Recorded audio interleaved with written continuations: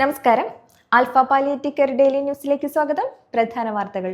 Kuttanad Neerettupuram saint Thomas English medium സ്കൂളിൽ Aarush club ഉദ്ഘാടനവും വാക്കത്തോണിൽ പങ്കെടുത്ത വിദ്യാർത്ഥികൾക്കുള്ള സർട്ടിഫിക്കറ്റുകളും സ്കൂളിനുള്ള മൊമെന്റോയും വിതരണം ചെയ്തു. Alpha vision 2030 state coordinator Amjith Kumar memento school principal സുഷയ്ക്ക് സമ്മാനിച്ചു. Community welfare district coordinator Anil Mohan, community development officer Evin മാത്യൂസം എന്നിവർ നേതൃത്വം നൽകി. ആൽഫ കുട്ടനാട് ലിങ്ക് സെന്ററിനെ പ്രതിനിധീകരിച്ച് ബെറ്റി ടീച്ചർ, കാലേഷ്, വോളണ്ടിയർ റെജീന എന്നിവർ പങ്കെടുത്തു.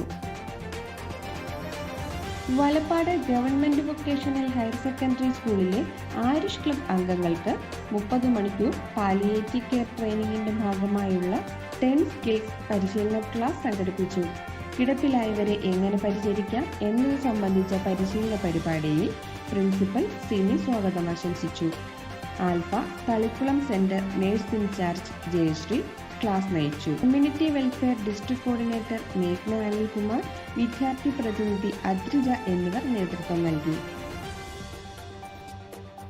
ആൽഫ തറവാട്ടിലെ ആശിഷ് കെയർ ഹോമിൽ ഭക്ഷണം നൽകുന്നതിന് നിരവധി പേർ കഴിഞ്ഞ ദിവസങ്ങളിൽ മുന്നോട്ട് വന്നു. ഇന്ന് ഉച്ചഭക്ഷണം നൽകിയത് എടമുട്ടം ഏരിയ ടൂൾസ് ആൻഡ് കമ്പണൻസിലെ ചീഫ് അക്കൗണ്ടന്റും എടമുട്ടം പുല്ലാട്ട് രാജുവിന്റെ ഭാര്യ ദീപയാണ്. പിതാവിന്റെ ഓർമ്മദിനം പ്രമാണിച്ചാണ് അവർ ഉച്ചഭക്ഷണം നൽകിയത്. തിങ്കളാഴ്ച ഉച്ചഭക്ഷണം നൽകിയത് മകന്റെ ജന്മദിനത്തോടനുബന്ധിച്ച് കയ്പമംഗലം തിണ്ടിക്കൽ റമീസ നസീറായിരുന്നു.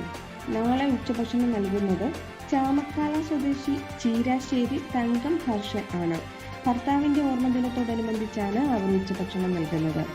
കോണത്തുകുന്ന് സ്വദേശി കളവൻപാറ വീട്ടിൽ ലാൽ, അമ്മ ചന്ദ്രമതിയുടെ ഓർമ്മദിനത്തോടനുബന്ധിച്ചും കഴിയുമ്പ്രം സ്വദേശി ആളുപറമ്പിൽ സജ്ന സുധർമ്മൻ അവരുടെ പിതാവിന്റെ മരണാനന്തര കർമ്മങ്ങളോടനുബന്ധിച്ചും ഉച്ചഭക്ഷണം നൽകിയിരുന്നു. എല്ലാവർക്കും ആൽഫ തറവാടിന്റെയും ആശിഷ് കെയർ ഹോമിന്റെയും നന്ദി അറിയിക്കുന്നു. ഇതോടെ ഇന്നത്തെ വാർത്തകൾ അവസാനിക്കുന്നു. ജയ് ഹിന്ദ്.